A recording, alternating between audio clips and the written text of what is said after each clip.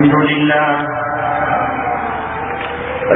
لله نحمده ونستعينه ونستغفره ونؤمن به ونتوكل عليه ونعوذ بالله من شرور أنفسنا ومن سيئات أعمالنا من يهده الله فلا مضل له ومن يضلله فلا هادي له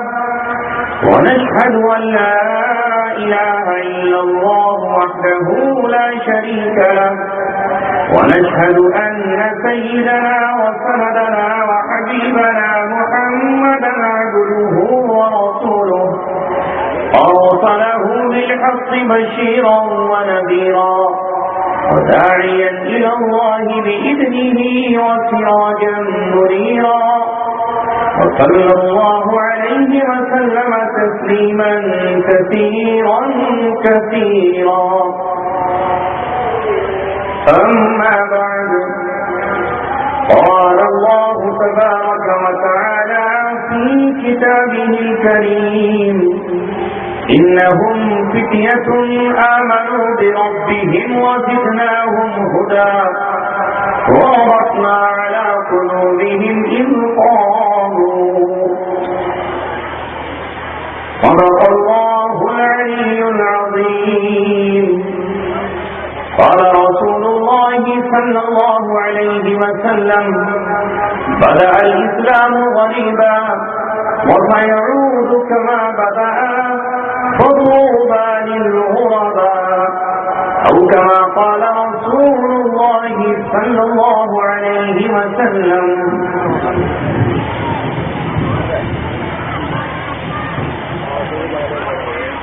اگر عثمانیوں پر کوئی غم ٹوٹا تو کیا غم ہے کہ خونیں 100,000 انجن سے ہوتی ہے سحر پیدا. ہزاروں سال نرگس اپنی بے نوری پہ روتی ہے، بڑی مشکل سے ہوتا ہے چمن میں دیدور پیدا. نوا پیرا ہو اے بلبل کہ ہو تیرے ترنم سے کبوتر کے تنے نازک میں شاہی کا جگر پیدا. محترم حضرات، آپ کے اس گاؤں میں کئی سالوں سے مسلسل اس اجلاس میں آنے کا موقع اللہ تعالیٰ دے رہا ہے. بڑے خوش نصیب ہیں آپ حضرات کہ اللہ تبارک و تعالیٰ نے آج کے گئے گزرے دور میں آپ کو دین اور اسلام کی محبت سے مالا مال کیا. ورنہ ہمارا بہت سے گاؤں میں جانا ہوتا ہے، بڑے بڑے گاؤں اور قصبے ہوتے ہیں، 100% آبادی مسلمانوں کی ہوتی ہے، لیکن جب اجلاس میں ہم لوگوں پہ نظر ڈالتے ہیں تو ذرا سے لوگ بیٹھے ہوتے ہیں اور معمولی سی بھیڑ ہوتی ہے. الحمدللہ جب آپ کے گاؤں میں آنا ہوتا ہے تو آپ کے جذبوں کو دیکھ کر اور آپ کے اجتماع کو دیکھ کر، آپ کی دین اسلام سے محبت کو دیکھ کر دل اندر سے بھر آتا ہے. کبھی مسکرانے جی چاہتا ہے، کبھی ہچکیاں لے کے رونے دل چاہتا ہے. وہ مایوسی جو ہم پر چھا جاتی ہے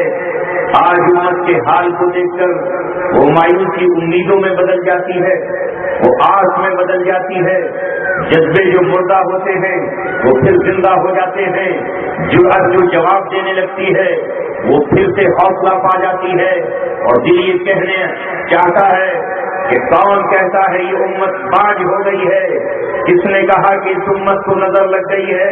یہ امت کل بھی زندہ تھی اور آج بھی زندہ ہے. اسے کل بھی اسلام سے محبت تھی اور آج بھی اسلام سے محبت ہے. اگر ایک شہر باقی ہوا ہے تو اس سے کیا ہوتا ہے؟ سینکڑوں ہزاروں گاؤں ایسے ہیں، لاکھوں بستیاں ایسی ہیں، کروڑوں کروڑوں کروڑوں لوگ ایسے ہیں جو آج بھی اسلام سے اتنی محبت کرتے ہیں کہ اپنی جان سے بھی نہیں کرتے، اپنے مال اور اولاد سے بھی نہیں کرتے. اور بزبان حال وہ شاعر کا جواب دیتے ہیں اس شاعر نے یہ کہا اپنے کعبے کی حفاظت ہمیں خود کرنی ہے، اب ابابیلوں کا لشکر نہیں آنے والا، اپنے کعبے کی حفاظت ہمیں خود کرنی ہے اور اب ابابیلوں کا لشکر نہیں آنے والا۔ جواب میں امت کہتی ہے کعبے کو مخاطب کر کے تو پکارے گا تو اے صحنے حرم آئیں گے، اب ابابیل کے انداز میں ہم آئیں گے، لے کے آئیں گے ہاتھوں میں صداقت کے حرم، یہ الگ بات کی تعداد میں کم آئیں گے۔ اور یہ صرف شاعرانہ تخیل نہیں ہے،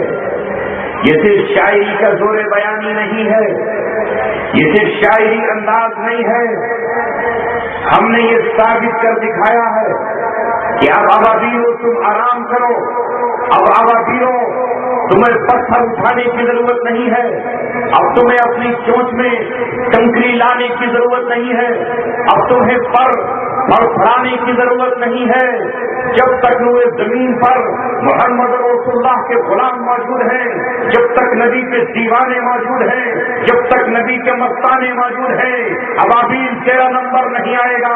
جب بھی خانہ کعبہ اور مسجد اقصی کی حفاظت کے لیے ہمیں آواز دی جائے گی تو ہم اپنے گھروں کو چھوڑ کر ویسے ہی نکلیں گے جیسے حضرت حمزہ اپنے گھر کو چھوڑ کر میدان بدر اور احد کی طرف نکلے تھے، ہم بھی اسی طرح نکلیں گے جس طرح حضرت حنظلہ اپنی بیوی کو اپنے گھر چھوڑ کر احد کے میدان میں نکلے تھے۔ ہاں ہمارے سامنے مصعب بن عمیر کی زندگی نمونہ ہے، ہم کسی ڈاکو، ہم کسی چور اور ہم کسی لچے لفنگے کی اتباع نہیں کرتے، ہم محمد رسول اللہ کے ماننے والے ہیں اور صحابہ ہمارے لیے معیار حق ہیں، لہذا جب بھی اسلام کو ہماری ضرورت پیش آئے گی ہم تن من دھن سب کچھ نچھاور کرنے کے لیے اس پہ تیار ہیں۔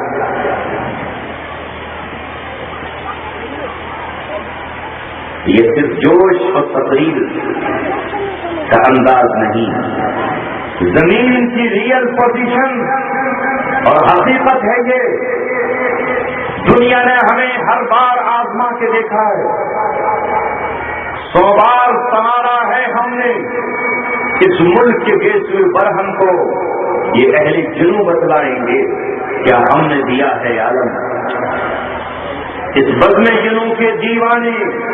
ہر راہ سے پہنچے یزداں تک ہے عام ہمارے افسانے، دیوار چمن سے زندہ تک۔ جب بھی آزمائش کا وقت آیا ہے تو ہم نے آزمائش میں اپنے آپ کو کھڑا ثابت کیا ہے، ہم کبھی کھوٹا سکہ ثابت نہیں ہوئے۔ یہ جو زمین کا چپا چپا بتاتا ہے اور وہ زمین کا ہر علاقہ گواہ ہے، آج یہ دور ہو یا آج سے پہلے کا دور، وہ کون سی پہاڑی ہے جہاں ہمارا لہو نہیں ہے، وہ کون سا دریا ہے جس میں ہم نے اپنے گھوڑے نہیں دوڑائے ہیں، وہ کون سا صحرا ہے جہاں ہم نے اپنا خیمہ نہیں ڈالا ہے، وہ کون سا علاقہ ہے جہاں ہم نے باطل کو چیلنج نہیں کیا ہے۔ اگر ماضی میں جو طوفان یورپ سے منڈلائے ہوئے یہاں تک آیا تھا، ہم نے ہی اسے للکارا تھا، ہم نے ہی اسے ٹھکرایا۔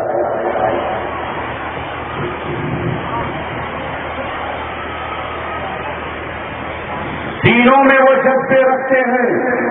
جو آگ بھی ہیں اور شبنم بھی، ہم ان کا صفت بھی رکھتے ہیں مزاج برہم۔ جو سادہ دلی سے ہم سے ملتا ہے تو اپنے رسول کی زندگی سامنے رکھ کر صلح حدیبیہ کا منظرنامہ پیش کر دیتے ہیں، اور جب کوئی صلح کے پھولوں کو کچل دیتا ہے تو پھر ہم یہ اعلان کرتے ہیں کہ اگر صلح کے پھولوں کو کوئی کچل دیتا ہے تو پھر ہم مقابلے کے لیے نکل کھڑے ہوتے ہیں۔ جو صلح کی زبان نہیں سمجھتا اسے پھر ہم تلوار، نیزے اور خنجر کی زبان میں سمجھاتے ہیں اور یہ کہتے ہیں ادھر آپ پیارے ہنر آزمائیں، تو تیر آزما ہم جگر آزمائیں، نہ خنجر اٹھے گا نہ تلوار اٹھے، یہ بازو میرے آزمائے۔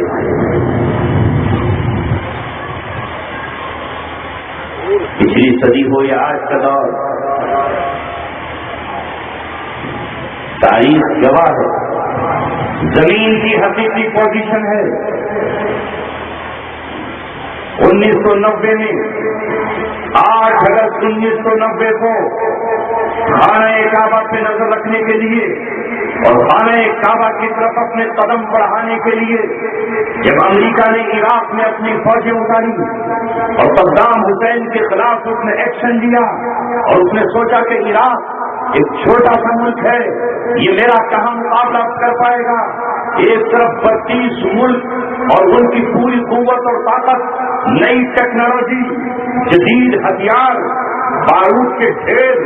ٹنوں بارود جو فضا سے بکھیرا جا رہا تھا، اس 4 بار جو فضا سے کنٹرول کی جا رہی تھی عراق میں اتر گئے اور باقی جو دنیا کے منافق حکمران تھے جنہیں اپنی دنیا عزیز تھی انہیں بھی اپنے شانے بشانہ کھڑا کر لیا اور ان کی زنجیر اپنے پیر میں باندھ کر انہیں بھی آگے نہ بڑھنے دیا۔ 8 اگست 1990 سے لے کر آج 2014 آ گئی ہے، آپ بتاؤ شکست کس نے کھائی، حوصلے کس کے ٹوٹے، ذلیل کون ہوا، میدان عراق کس نے چھوڑا، کون عراق سے بھاگا؟ عراق کے شیر شہادت کا تاج پہن کر یا تو جنت کی وادیوں میں چلے گئے اور یا زمین پر اس طرح کھڑے تھے جس طرح اللہ تبارک و تعالیٰ نے قرآن میں مومنوں کے لیے اعلان کیا ہے، ان اللہ یحب الذین یقاتلون فی سبیلہ صفا کأنہم بنیان مرصوص۔ وہ اس طرح کھڑے ہوئے تھے کہ لوہا ان سے ٹکرا کے پاس ہو گیا، بارود ان کے جسموں سے چھوٹے گزر گیا، ہوا ان کے پاس سے آئی تو رخ بدل گئی، وہ پہاڑوں سے زیادہ مضبوط ثابت ہوئے، وہ آسمان سے زیادہ سخت ثابت ہوئے، اپنی جگہ پر کھڑے تھے، کل بھی شہادت کا نعرہ لگا رہے تھے اور آج بھی شہادت کا نعرہ لگا رہے ہیں، کل بھی اسلام زندہ باد کہتے تھے اور آج بھی اسلام زندہ باد کہہ رہے ہیں، کل بھی اللہ اکبر کہتے تھے اور آج بھی اللہ اکبر کہہ رہے ہیں۔ اللہ تبارک و تعالیٰ نے 2 دہائیاں دنیا نے دیکھ لی، 1990 سے لے کر کے 10 سال ہو اور 2013 تک 13 سال، یہ پورے 23 سال اسلام اپنے مقام پر کھڑا ہوا ہے، مسلمانوں نے طے کر لیا ہے ایک انچ زمین باطل کو نہیں دیں گے اور الحمدللہ پچھلے 2 سالوں سے باطل کے قدموں سے زمین چھین لی ہے اور اس کے ایجنٹوں کو بھی نارے جہنم میں داخل کرنا شروع کر دیا۔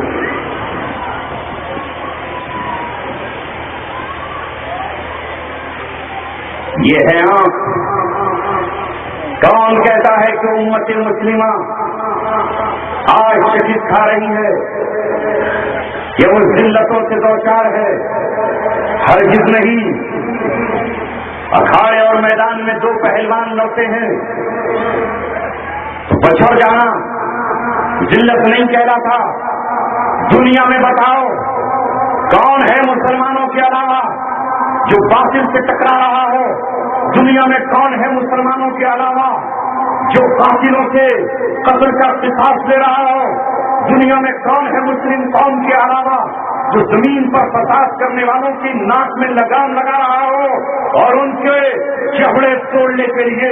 اپنے بیٹوں کے بابو استعمال کر رہا ہو؟ دنیا میں مسلمانوں کے علاوہ کون ہے جو شراب پینے والوں کو سزا دینے کی بات کر رہا ہو؟ دنیا میں کون ہے جو زمین پہ امن و امان برباد کرنے والوں کے مقابلے پر کھڑا ہو؟ اگر کوئی ہے طاقت تو وہ مسلمانوں کی طاقت ہے، اگر کوئی قوت ہے تو وہ اسلام کی طاقت ہے، اگر کسی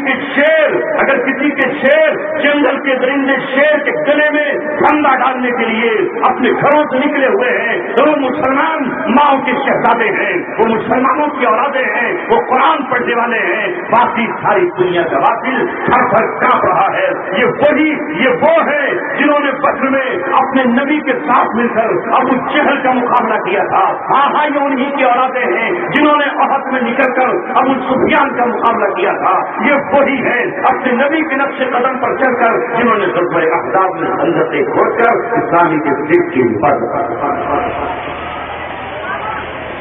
باطل ہمارے پیچھے انجانے میں نہیں پڑا ہوا ہے، بھول میں نہیں ہے، اسے معلوم ہے کہ دنیا پر ایک ہی طاقت ہے، ایک ہی ان کی رکاوٹ ہے اور وہ ہے مسلمان، اور وہ ہے صاحب ایمان، اور وہ قوت ہے مسلمانوں کی۔ یہ مسلمان کبھی باطل سے سمجھوتا نہیں کریں گے. جب دنیا زنا کو حلال کہہ رہی ہو اور زناکاری پر انعام دیے جا رہے ہوں اور اسی صوبے کا چیف منسٹر کا باپ نالائق ناہنجار یہ کہتا ہو کہ بلاکار کو موت کی سزا نہ دی جائے. سن تو ہمارا زمانہ تو نے نہیں دیکھا, تو خوش نصیب ہے کہ آج تو اس بد نصیبی کے دور میں پیدا ہوا ہے. اگر ہوتا شاہ جہاں کا دور, اگر ہوتا اورنگزیب عالمگیر کا دور, اگر ہوتا شیر شاہ سوری کا دور, اگر ہوتا شمس الدین التمش کا دور, اگر ہوتا بابر اور ہمایوں کا دور, اگر ہوتا محمود غزنوی کا دور, تو ہیلی کاپٹر میں نہیں پھانسی میں لٹک رہا ہوگا. کھلے عام قوم مسلمانوں, زنا کرنے والے کے لیے 2 سزا ہیں اللہ کے قانون میں, اسلام کے قانون میں. اگر وہ شادی شدہ نہیں ہے تو 100 گھوڑے اس کی کمر پہ مارے گا. گوارا ہو کے زنا کرتا ہے تو اس عورت پر بھی اس مرد پر بھی اللہ کی سزا, اللہ کا عدل, اللہ کا قانون یہ ہے تو اس کے 100 کوڑے مارے جائیں. اور اگر وہ شادی شدہ ہو کے بھی زنا کرتا ہے, اپنی بیوی ہے اور اس کا شوہر ہے, پھر بھی یہ زنا میں ملوث ہوتی ہے, تو اسلام کسی کو نہیں بخشے گا, چاہے بادشاہ وقت کا بیٹا ہو یا امیر المؤمنین کی اولاد ہو, کسی جنرل اور گورنر کا بیٹا یا بیٹی ہو. اسلام کا قانون یہ ہے, دنیا کان کھول کر سن لے, اچھی طرح سن لے, اسے گڑھے میں کھڑا کر کے ناف تک گڈھا کھود کے کھڑا کیا جائے گا اور اس پر پتھروں کی برسات کی جائے گی, اتنا مارا جائے گا کہ موت آ جائے. اس لیے کہ یہ سزا محمد رسول اللہ نے اپنی زندگی میں عورت پر بھی لاگو کی ہے, مرد پہ بھی لاگو کی ہے. غامدیہ عورت ہے, ان کو یہ سزا دی گئی ہے. اور مائد اسلمی رسول اللہ کے ماننے والے ایک مسلمان ہیں, ان کو بھی یہ سزا دی گئی ہے. آج تو چونکہ تمہاری حکمرانی ہے, جس دن قرآن کے ماننے والوں کی اور جس دن اسلام کے ماننے والوں کی حکمرانی زمین پر آ جائے گی, تو ان تمام زناکاروں پر یہ 2 سزائیں لاگو کی جائیں گی, چاہے تم کتنا ہی دل دلاؤ اور کتنا ہی چپ پکارو. مگر کتنے مسلمان ایسے ہوں گے جنہیں اسلام اور قرآن سے کوئی لینا دینا نہیں, تو ہمیں بھی ان کی کوئی بات کرنا نہیں. اس لیے کہ آج سے 1450 سال پہلے بھی مکہ اور مدینہ کی سرزمین پر ایسے مسلمان تھے کہ جو ایمان کا دعویٰ کرتے تھے, اپنے کو مسلمان ثابت کرتے تھے, 5 وقتہ نماز بھی پڑھتے تھے, جنگ میں جاتے تو ظاہراً شرکت بھی کرتے تھے, لیکن قرآن نے ان کے اس دعوے کو نہیں مانا. اور قرآن کریم نے کہا وَمِنَ النَّاسِ مَن يَقُولُ آمَنَّا بِاللَّهِ وَبِالْيَوْمِ الْآخِرِ وَمَا هُم بِمُؤْمِنِينَ. کہ لوگوں میں سے کچھ ایسے بھی ہیں جو یہ کہتے ہیں کہ ہم ایمان لائے, لیکن ایمان والے وہ نہیں ہیں, ایمان والے نہیں ہیں. وَمَا هُم بِمُؤْمِنِينَ يُخَادِعُونَ اللَّهَ وَالَّذِينَ آمَنُوا, اللہ کو دھوکہ دینا چاہتے ہیں اور ایمان والوں کو دھوکہ دینا چاہتے ہیں کہ ہم ایمان والے ہیں. اللہ تبارک و تعالیٰ نے کہا اللہ ان کے دھوکے میں نہیں آئے گا, ان کا یہ زبانی ایمان اللہ کے یہاں قبول نہیں ہوگا جب تک وہ یہودیوں سے دشمنی نہ کرے, جب تک وہ مشرکین سے دشمنی کا اعلان نہ کرے, جب تک وہ 100% اسلام کو قبول نہ کرے, جب تک اسلام اور قرآن کے قانون کو نہ مانے, وہ مسلمان کہلانے کے قابل نہیں ہے. لہذا آج بھی زمین پر مسلمانوں کے 2 گروہ بن چکے ہیں. ایک وہ مسلمان ہے جو اپنی دنیا حاصل کرنے کے لیے ایمان اسلام کی بات کرتا ہے, اور ایک وہ مسلمان ہے جنہیں دنیا سے کوئی پرواہ نہیں ہے, جنہیں حکومت کی کوئی پرواہ نہیں ہے. صدام حسین کی انہیں صحبت نہیں چاہیے, حکومت اور وزارت کا قلم انہیں نہیں چاہیے, انہیں کسی عرب حکمراں سے کوئی بھی داد و دہش نہیں چاہیے. صدام کی شہادت کے بعد بھی وہ امریکہ کے مقابلے پر ڈٹے رہے اور اس درجہ ڈٹے رہے کہ آج اللہ تبارک و تعالیٰ کے فضل سے انہوں نے عراق میں اسلامی حکومت کو قائم کر دیا ہے. باطل لڑکھا رہا ہے, قسم کھا رہا ہے, اس کے پاس کوئی چارہ کار نہیں ہے. وہ تو سمجھتا تھا اسلام کے محافظ شاید بادشاہ ہیں یا حکمراں ہیں, یہ کبھی اسلام کی حفاظت کے لیے سچے اور مخلص ثابت نہیں ہوئے سوائے چند کو چھوڑ کر، لیکن اللہ تبارک و تعالیٰ کے شعروں نے بتا دیا کہ اسلام کے محافظ حکمراں ہی نہیں، وہ عوام ہیں جو جھوپڑیوں میں، مکانوں میں مزدور کی شکل میں رہتے ہیں۔ اللہ تبارک و تعالیٰ امیروں، مالداروں اور شاہوں کا قتل محتاج نہیں ہے۔ اسی کی خبر رسول اللہ صلی اللہ علیہ وسلم نے ہمیں دی 14.5 سال پہلے۔ جس زمانے سے ہم آج گزر رہے ہیں اس کی طرف بعد میں آؤں گا۔ پہلے یہ بتانا چاہتا ہوں کہ جب وہ ظالم خانہ کعبہ پر قبضہ کرنے کے لیے آیا تو اس کے قدموں کو عراق میں زنجیریں باندھ دی گئیں کہ تو عراق کی سرحدوں سے باہر نہیں نکلے گا۔ اسرائیل یہودیوں کا ملک ہے۔ نوجوانوں آپ سے مخاطب ہوں، اسرائیل یہودیوں کا ملک ہے جس کی پارلیمنٹ پر لکھا ہوا ہے کہ اے اسرائیل تیری سرحدیں دریائے نیل اور فرات تک ہے۔ دریائے نیل مصر میں بہتا ہے اور دریائے فرات عراق میں۔ وہ اسرائیل کی سرحدیں ابھی ادھوری ہے۔ وہ یہ کہنا چاہتے ہیں کہ ایک دن ہم عراق پر قبضہ کریں گے اور اپنا ملک عراق تک لے جائیں گے۔ ایک دن ہم مصر پہ حملہ آور ہوں گے اور مصر کو اپنے ملک میں ملا لیں گے۔ ملک شام ہم اپنے قبضے میں کر لیں گے۔ وہ اپنی اولادوں سے یہ کہتے ہیں کہ تمہارے باپ دادا مدینہ میں رہتے تھے، محمد رسول اللہ نے مدینہ سے بنو قینقاع کو خیبر نکال دیا، مدینہ سے بنو نذیر کو نکالا، لہذا ایک دن تمہیں مدینے میں داخل ہونا ہے۔ 1948 میں اس ملک میں بیٹھ کر انہوں نے 48 سے لے کے آج تک کتنے منصوبے بنائے ہیں، ذرا اندازہ لگائیے ان تمام منصوبوں کو کس نے خاک میں ملایا ہے اور کس نے ان کے اس دستور کو اپنے قدموں تلے روندا ہے۔ یہ محمد رسول اللہ کے غلام ہیں، انہیں اعلان کر دیا عراق میں تم کیا داخل ہوگے، ہم عراق کی سرحدیں فلسطین تک ملا کر رہیں گے۔ ملک کے شام میں اللہ تبارک و تعالیٰ کے دیوانوں نے قرآن ہاتھ میں لے کر اللہ سے معاہدے کیے اور اللہ تبارک و تعالیٰ سے کہا اے مولا کریم تو ہمارا لہو قبول کر لے، ہمارے آنسو قبول کر لے۔ بادشاہوں نے تو تیرا جھنڈا زمین پہ گرا دیا، بادشاہوں نے تو اپنا قدم اور اپنا سر دشمنوں کے قدموں میں رکھ دیا۔ ہم آئے ہیں تجھ سے معاہدہ کرنے کے لیے، اے مولا ہماری مدد عطا فرما۔ آج ملک شام میں اللہ تبارک و تعالیٰ نے ان اسلام پسندوں کو اتنی قوت اور طاقت عطا کر دی ہے کہ پہاڑوں کی چوٹیوں پر لا الہ الا اللہ کا جھنڈا گاڑ دیا ہے انہوں نے، اور عمارتیں چھین لی ہے، ایئرپورٹ اپنے قبضے میں کر لیے ہیں۔ وہ دن دور نہیں ہے جس دن ملک شام کی راجدھانی دمشق میں بھی اسلام ہی اسلام ہوگا۔ جس طرح کوئی دور تھا کہ کابل کی سرزمین پر نجیب اللہ کو گرفتار کیا گیا، ہاں وہ قصر صدارت کابل کا جس میں ظاہر شاہ نے بیٹھ کے شراب پی تھی، جس میں داؤد نے بیٹھ کے شراب پی تھی، جس میں نور محمد ترکی نے عیاشیاں کی تھی، جس میں نجیب اللہ اور حفیظ اللہ امین نے بیٹھ کر عیاشیاں اور مکاریاں کی تھی۔ ایک دن وہ آیا تھا کہ قرآن کے پڑھنے والے اپنے ہاتھوں میں قرآن لیے ہوئے اور دوسرے ہاتھ میں شمشیر میں نیام لیے ہوئے کابل کے قصر صدارت میں داخل ہوئے۔ اعلان کر دیا آج کے بعد یہاں کوئی عورت نہیں ملے گی، آج کے بعد یہاں نماز ادا کی جائے گی، اور یہ جو عیاشیاں کرتا رہا اس کے لیے پھانسی کا بندہ ہے، اس پہ لٹکا کے اسے گھوڑوں کے پیچھے کو کدھر گیا۔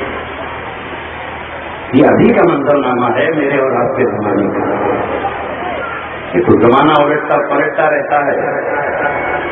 ہمارا امتحان لیا جاتا ہے، جب ہم کمزور نظر آتے ہیں تو باطل سمجھتا ہے کہ ہمیں وہ سردی والے کی طرح کھا جائے گا، ہمیں وہ ہضم کر جائے گا۔ اسے یہ معلوم نہیں ہے کہ ہمارے سینوں میں ایمان کی وہ چنگاری ہے جو ساری دنیا کو جلا کر خاک کر دیتی ہے۔ ہم جب نکلتے ہیں تو باطل کے نشیمن پھونک ڈالتے ہیں، ہم جب اللہ اکبر کی صدا لگاتے ہیں تو قصر صدارت کی دیواریں ہل جاتی ہیں اور دلوں میں رہنے والے بادشاہوں کے دل بہل جاتے ہیں۔ ہمیں اللہ تبارک و تعالیٰ نے وہ قوت اور طاقت عطا فرمائی ہے، لیکن تھوڑی سی ہماری کمزوری یہ ہے کہ آج مسلم نوجوان اپنی پہچان بھول گیا۔ وہ دنیا میں آیا کس لیے تھا؟ وہ آیا ہی اس لیے ہے کہ جب کوئی فرعون کرسی پر بیٹھ کر یہ کہے انا ربکم الاعلی، میں تمہارا پروردگار ہوں، یہ ملک میرا ہے، یہ دھرتی میری ہے، یہ فضا میری ہے، یہ ہوا میری ہے، یہ نہریں میری ہے، یہ دریا میرے ہیں، جب وہ یہ اعلان کر رہا ہو آؤ میرے قدموں میں سر رکھو، آؤ میری کرسی کے پاس بیٹھ کر، میری کرسی کے پاس بیٹھ کر مجھے رب تسلیم کرو، پھر کچھ موقع پر اللہ تبارک و تعالیٰ اہل توحید کو کھڑا کرتے ہیں اور اہل توحید یہ کہتے ہیں نہیں تو جھوٹا ہے، لا الہ اللہ کے سوا کوئی معبود نہیں ہے، تو ایک انسان ہے اور انسان پوجا کے قابل نہیں، زندگی اور موت تیرے ہاتھ میں نہیں ہے، سیاہ اور سفید کا تو مالک نہیں ہے۔ ہمیشہ اہل حق قوموں نے ایسے ہی فرعونوں کے سامنے، بڑے بڑے نمرودوں کے سامنے اور بڑے دولت مندوں کے سامنے اسی طرح کے نعرے لگائے ہیں، لہذا اے مسلمانوں آج گھبرا جانے کی ضرورت نہیں ہے۔ مسلم امت نے ہر دور میں چاہے وہ مصر ہو یا نینوا اور بابل کی گلیاں، نمرودوں اور فرعونوں کو دیکھا ہے، طاقتور قارونوں کو دیکھا ہے، بڑے اعلیٰ دماغ حامان کو دیکھا ہے، دنیا میں جنت بنانے والی شداد کو دیکھا ہے، سر سے پیر تک جنگ میں لوہے سے اٹے ہوئے جالوت کو دیکھا ہے، لیکن انہوں نے کبھی جالوت کا کلمہ نہیں پڑھا۔ یاد رکھے دنیا، مسلمان جس کا کلمہ پڑھتے ہیں وہ پروردگار ہے جس کے قبضے میں سمندر ہے، جس کے قبضے میں ہوائیں ہیں، جب وہ بادلوں کو حکم دیتا ہے تو بدری ناتھ، کیدار ناتھ اور چاروں کے چاروں دھام پانی میں بہتے نظر آتے ہیں، وہ جن پتھروں کی پرستش کرتے تھے وہ دریا میں بہتے نظر آتے ہیں اور اعلان کرتے ہیں کہ پتھر کی وہ مورتی جو اپنے آپ کو نہ بچا سکی وہ تجھے کیا نفع پہنچائے گی۔ ہوٹل غائب ہو جاتے ہیں، بستیاں پانی میں بہ جاتی ہیں، آبادیاں تحت نحس ہو جاتی ہیں، کتنے لوگ پانی میں گئے، لاشیں نہیں ملتی، ہیلی کاپٹر نہیں بچا پاتے، پوری حکومت بے بس نظر آتی ہے اور اعلان کرتی ہے یہ قدرتی آفت تھی، یہ ایک آپدا تھی، سے ہم نہیں۔ اللہ تبارک و تعالیٰ، ہم اس اللہ تبارک و تعالیٰ کو مانتے ہیں جس کی طاقت میں سب کچھ ہے، جس کی قدرت میں سب کچھ ہے، جس سے چاہتا ہے عزت چھین لیتا ہے اور جسے چاہتا ہے عزت دیتا ہے۔ مسلمانوں بھولتے کیوں ہو؟ تمہاری ذمہ داری ہے کہ خدا کے دشمنوں کو تم ڈرانے کے لیے آئے ہو اور اللہ تبارک و تعالیٰ کے دوستوں کو خوشی کا پیغام پہنچانے کے لیے آئے ہو۔ اگر اللہ تبارک و تعالیٰ کے گھروں کو ڈھا دینے کے بعد کسی کی حکومت باقی رہتی تو پھر اللہ کے گھروں کو ڈھا دینے والے ہمیشہ حکمراں ہوا کرتے، لیکن زندگی سے دو چار ایک مرتبہ نہیں کتنی مرتبہ ہوئے ہیں، خون کے آنسو ہوئے ہیں۔ مسلمان تو ہر حال میں اللہ کا ماننے والا ہے، اللہ تبارک و تعالیٰ اس سے راضی ہے اور وہ اللہ تبارک و تعالیٰ سے راضی ہے۔ میں نے ایک آیت پڑھی تھی قرآن کی ایک بار، جس میں اللہ تبارک و تعالیٰ نے کچھ نوجوانوں کا ذکر کیا ہے، کیونکہ آج کے مجمع میں بھی بہت سارے نوجوان موجود ہیں۔ چند نوجوان ہیں ایک ملک میں،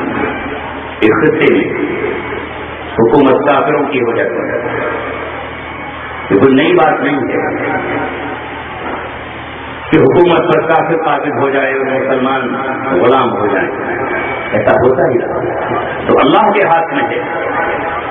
آزمائش دونوں طرف سے وہ لیتا ہے، ہر طرح سے آزمائتا ہے۔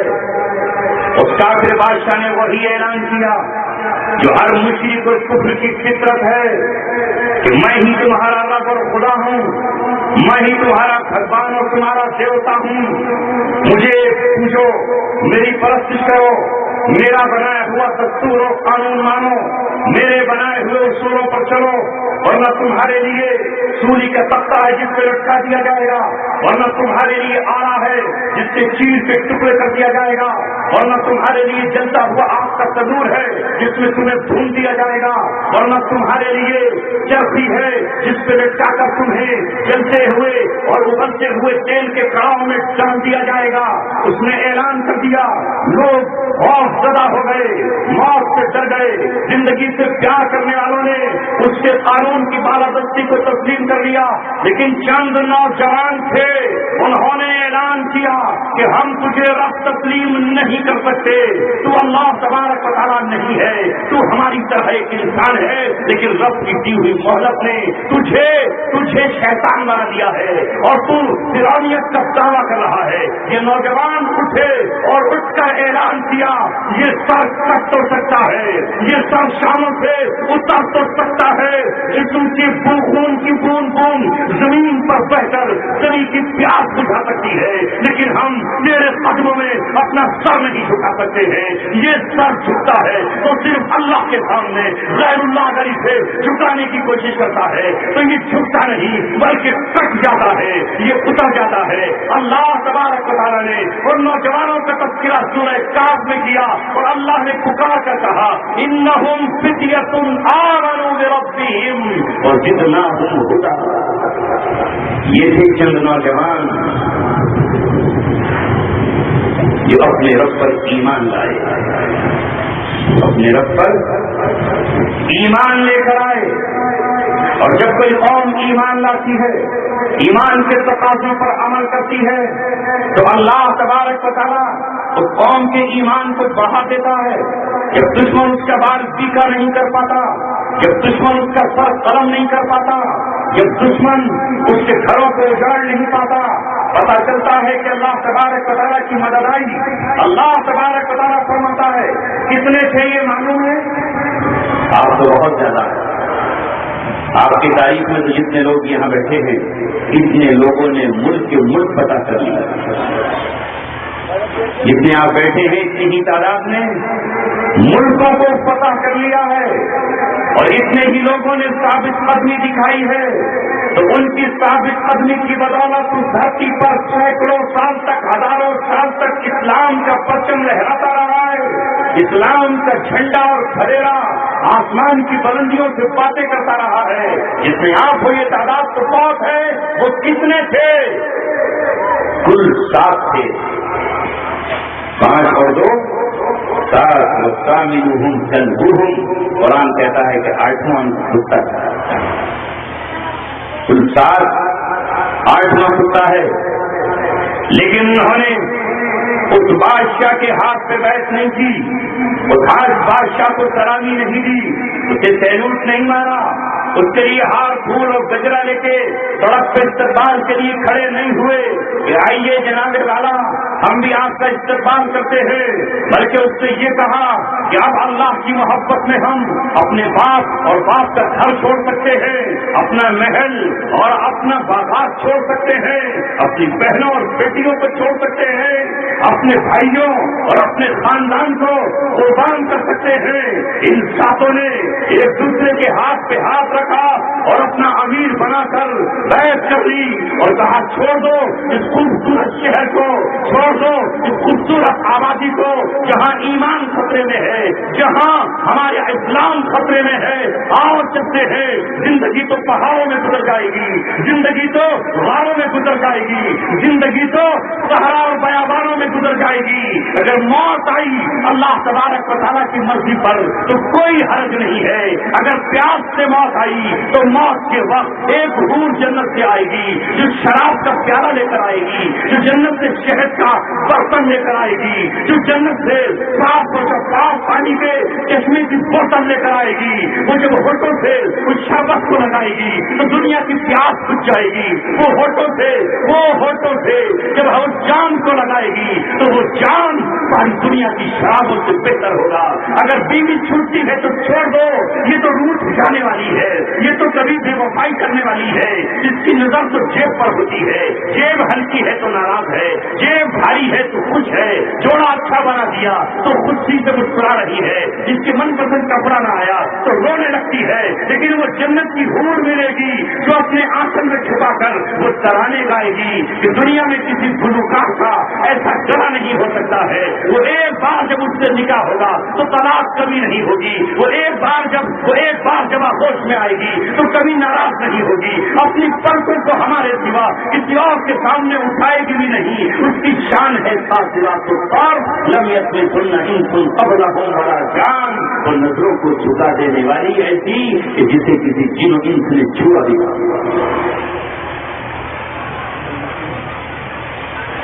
یہ کہہ کر آگے بڑھے اور غار کی طرف نکل گئے، ان کے ساتھ ایک کتا بھی چل پڑا۔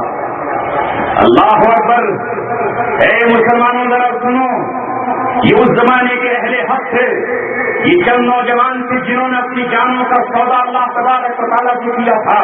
جنہوں نے دل و جگر اللہ تبارک و تعالیٰ کو بیچا تھا۔ اور علامہ اقبال نے جس کی منظر کشی کی ہے، نغمہ ہے سودائے خام خون جگر کے بغیر، نقش ہے سپنا تمام خون جگر کے بغیر۔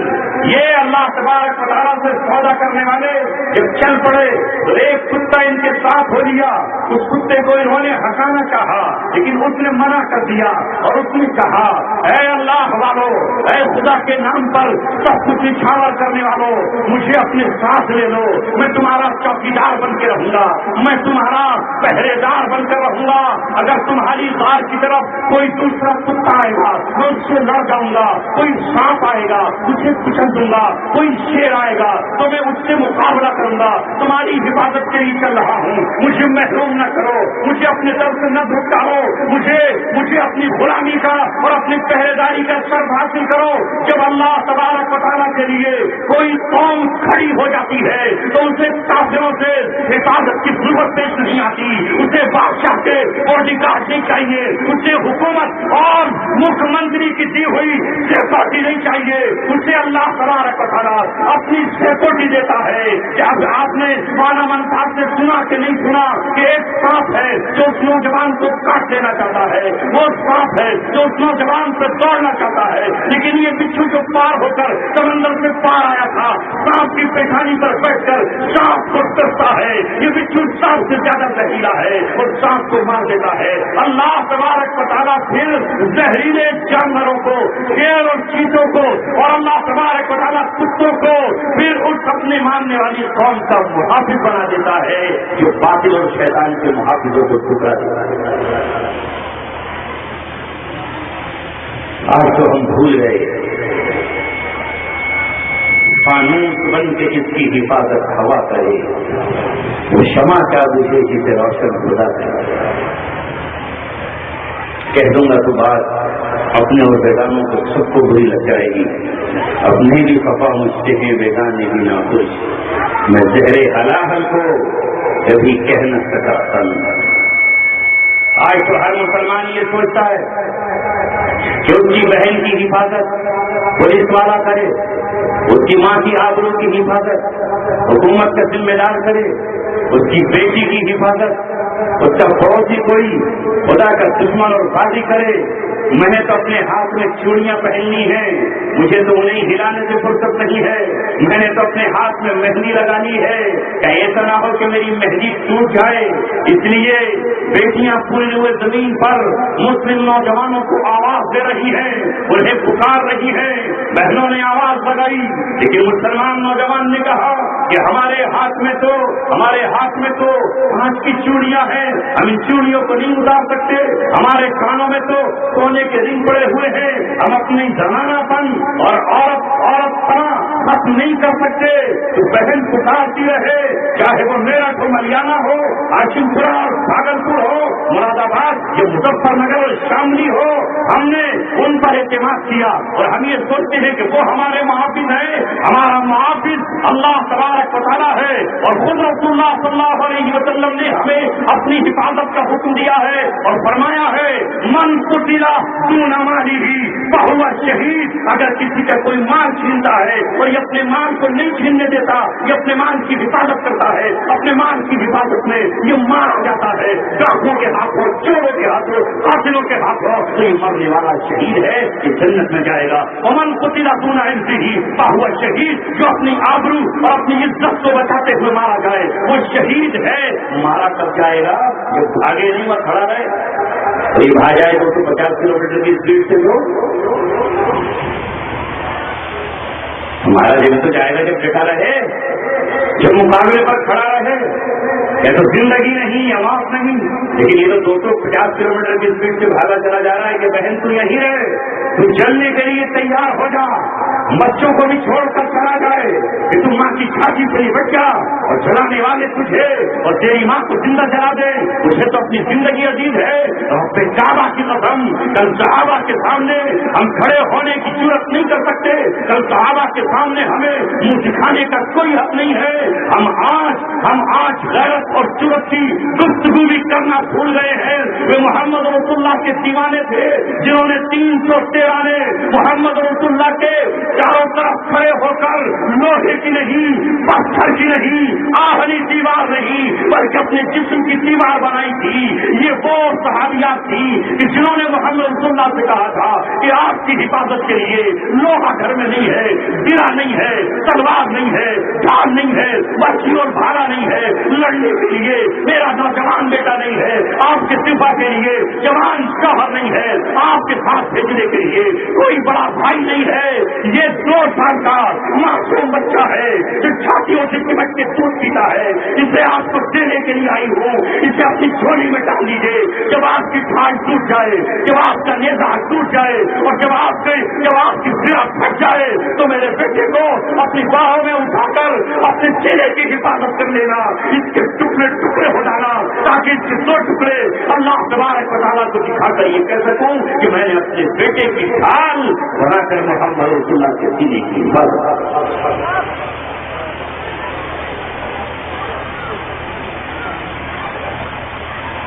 हम तो आज बेगैरती का चोला पहनने के लिए तैयार नहीं। साहब हम कुछ नहीं करेंगे, तुम हमें शौक से हमारा धर्म परिवर्तन करा दो, हम तो तुम्हें कुछ भी नहीं, हमसे ईमान भी ले लो, हम तो राजी हैं आपसे, क्योंकि तुम हमारे छोटे भैया हो, हम आपके बड़े भैया। हम और आप एक ही थाली में बैठेंगे और एक ही व्यंजन पे टूटेंगे। हमारा आपसे क्या टकराव है? अल्लाह तबारक व तआला फरमाता है कि वो 7 नौजवान निकले। अल्लाह तबारक व तआला ने उन 7 नौजवानों का तज़किरा कुरान में कहा और कुरान की आयत में, सूरत में ये बरकत रख दी अल्लाह तबारक व तआला ने कि जो शख्स मुसलमान जुमे के दिन सूरह कहफ को पढ़ ले और सूरह कहफ में आने वाले असहाबे कहफ को पढ़ ले तो अल्लाह तबारक व तआला दज्जाल के फितने से उसे महफूज रखेगा। हाँ, वही दज्जाल जिसमें मुर्दे को जिलाने की ताकत होगी, जिसके पास आग होगी, शहरों को खंडर बना देगा, जिसके पास ऐसे हथियार होंगे कि शहरों को रात एक ही दिन में हरा भरा कर देगा। इतनी बड़ी कुव्वत और ताकत होगी। लेकिन जो शख्स इन असहाबे कहफ को पढ़ता हो, सिर्फ पढ़ता हो, उनके नाम लेने से उसके अंदर वो एनर्जी आ जाएगी, वो ताकत आ जाएगी, ईमान की वो कुव्वत आ जाएगी कि दज्जाल उसके सामने बेबस हो जाएगा। कब गुजरे हो इस सदी का जमाना है, सिर्फ उनके नाम को पढ़ लेने से अल्लाह का कलाम की ताकत मिल रही है। तो उनकी कैफियत का क्या बना? ये वो गार में गए, सोचा थोड़े दिन के लिए पनाह लेने। अल्लाह तबारक व तआला ने कहा तुमने अपना काम पूरा कर दिया, तुमने अपना हक अदा कर दिया, तुमने अपना फरीज़ा पूरा कर दिया। तुम्हारे गार के मुंह पे मैंने कुत्ता बिठा दिया है, वो बैठा रहेगा अपने पंजों को फैलाए हुए। तो कल वो हम बात से तुम जरा आई ही बिल बरती, अल्लाह ने कुरान में तज़किरा किया। लेकिन ऐ मेरे महबूबो,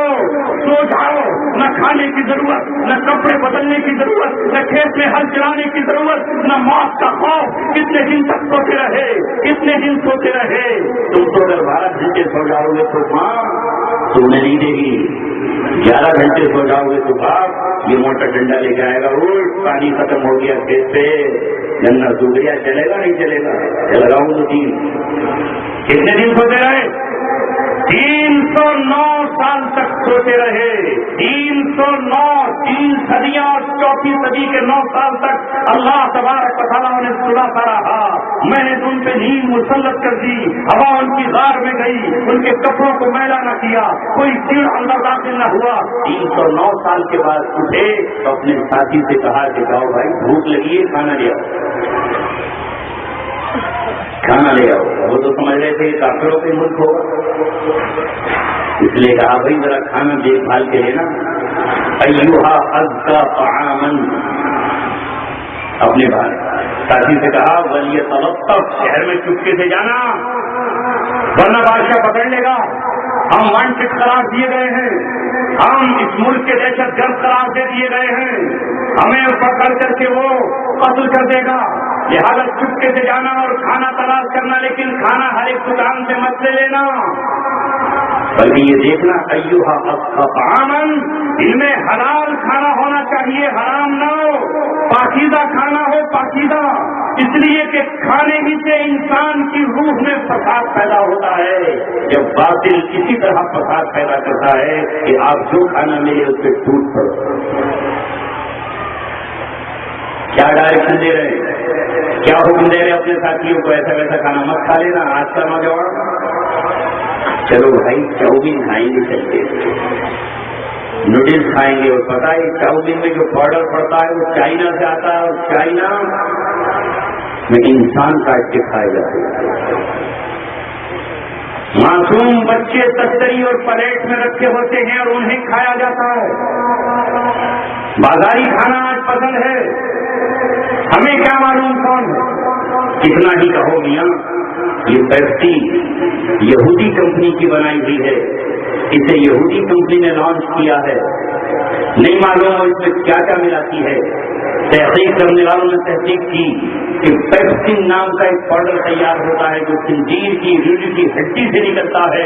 وہ اس میں ملایا جاتا ہے. مگر کہتا ہے مولانا آپ اپنے پاس رہیے, چھٹی نہیں ہے ظالم منہ سے لگی ہوئی,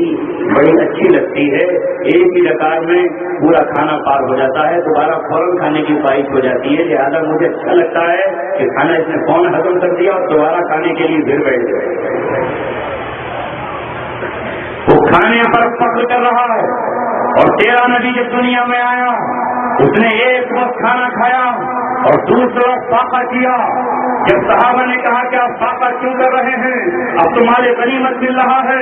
کہا میں اللہ تبارک و تعالیٰ کا شکر ادا کرتا ہوں. تو وہ آج سمجھتا ہے کہ اس نے آج اتنا کھانا کھا لیا جتنا اس بھینس تو بکری نے کھایا ہے. پوری کی پوری نان کھا کر بھی ہمیشہ میں بڑا اچھا تھا.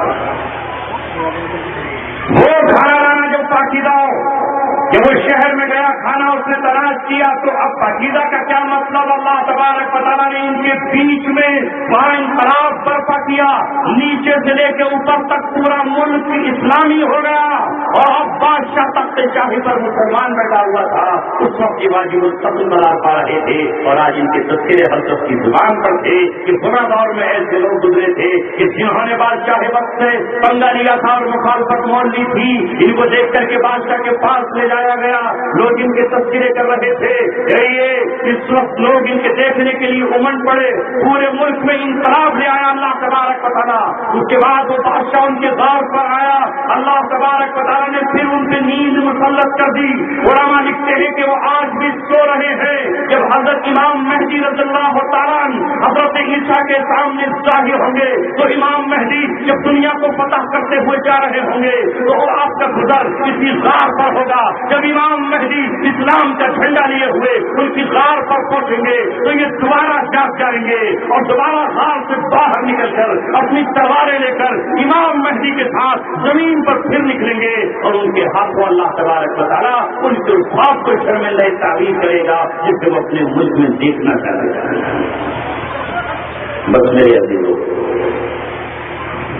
بہت سے نوجوان طے کرو کس سے محبت کرنا ہے, کسے اپنا دل بیچنا ہے, کہاں اپنی صلاحیتوں کو لگانا ہے. ایک طرف اللہ تبارک و تعالیٰ آواز دے رہا ہے, دوسری طرف باطل ہمیں پکار رہا ہے. ایک طرف شیطان اپنی تجوری لیے اور اس کے ماننے والے یہود و نصارا عیسائی و مشرک کھڑے ہیں کہ ہمارے ہر خوبصورت نوجوان کو خریدیں اور فلمی دنیا میں لے جائیں، اسے زنا کی تعلیم دیں، وہ زنا کاری کی ادائیں کر رہا ہو اور اسے اپنی عیاشیوں کے لیے استعمال کریں۔ وہ خوبصورت گلے تلاش کر رہے ہیں، کون ہے اچھا گلوکار، کون ہے اچھا گائک کلاکار۔ انہیں ہندوستان میں نظر آیا مسلمان کا بیٹا، مسلمان کا بھائی، جس نے مسلمان کی کوٹ میں رہ کر 9 مہینے مسلمان ماں کا لہو چوسا، اس کا نام شبیر۔ لیکن یہ کمینہ خبر انسان پوری زندگی گانے پر اپنی زبان استعمال کی، کاش یہ قرآن پڑھتا تو فرشتے آسمان سے اتر آتے، اگر یہ نبی کی ناک پڑھتا تو کل قیامت میں حضور کی سفارش کا مستحق ہو جاتا، اگر یہ اللہ کی حمد و ثنا کہتا تو درخت کا ہر ذرہ اور پتا گواہ ہی دیتا کہ شبیر نے مجھے اللہ تیری ناک کہی تھی۔ لیکن یہ شبیر بھی نہ رہا، اس نے تو اپنے نام کے ساتھ کمار لگانا پسند کیا، تو قیامت سے فرشتے سے جوتے لگائیں گے، کیسے استقبال کر کے جنت میں لے جائیں گے۔ نام باپ نے رکھا محمد، رفیع نام رکھا، لیکن جب کچھ نہ ملا تو اپنے گلے کا سودا، حالانکہ گلا دیا ہوا اللہ تبارک و تعالیٰ کا تھا، وہ گلے کے ساز اللہ نے بنائے، وہ خوبصورت گلا اللہ تعالیٰ نے عطا کیا۔ کاش یہ عبداللہ بن مسعود کی طرح، کاش یہ ابی بن کعب کی طرح، کاش یہ صحابہ کی طرح، یہ قاری عبد الباسط کی طرح، یا امام حرم کی طرح اگر قرآن پڑھنا شروع کرتا، نبی کی ناک اور نبی کی شان میں ترانے پڑتا، علامہ اقبال کی طرح یہ قوم کو جگانے کے لیے شعر کہتا، تو آج قبر میں اس کے سواب جا رہا ہوتا۔ لیکن اب تو ذرا مجھے بتاؤ کہ دنیا میں کتنے لوگ اپنی گاڑیوں میں، گھروں میں، سیڑھیوں میں، اور کتنے لوگ ہوائی جہازوں میں اس کے گانے سن رہے ہیں، کتنی فلمیں جس کے گانوں کی وجہ سے ہٹ ہوئی اور کتنا انہیں فرمایا گیا، یہ سارا کا سارا گناہ اس کو مل رہا ہوگا۔ یہ اپنی قسمت میں آج کتنا ہوتا ہوگا کہ اللہ نے مجھے اسلام دیا تھا، مجھے ایمان دیا تھا، مجھے اتنا خوبصورت کرا دیا تھا کہ اگر میں اللہ کی حمد و ثنا کے ترانے پڑھ دیتا تو دریا ٹھہر جاتے، سمندر رک جاتے، حضرت داؤد کی طرح اللہ تیرے گلے پر بھی فخر کر رہا ہوتا۔ اور کیا ممکن ہے کہ اللہ تبارک و تعالیٰ کل قیامت میں تم سے کہتا کہ اے محمد رفیع تو میرا کلام سنا، میں خود سننے کے لیے بیٹھا اور بے قرار ہوں۔ حضرت حسان بن ثابت پوری زندگی تلوار نہ چلا سکے، دشمنوں کے گلے تو نہ کاٹ سکے، نیزا اور برچھی تو نہ اٹھا سکے، لیکن جب مسلمان میدان جنگ کی طرف نکلتے تو حضرت حسان صحابہ اکرام کے سامنے وہ شعر پڑھتے کہ ان کا جمع ہوا خون پگھل جاتا، ان کے سوئے ہوئے جذبے دوبارہ سے زندہ ہو جاتے، ان کی بزدلی جمع مستی میں تبدیل ہو جاتی، جنگ ہارنا چاہتے تھے لیکن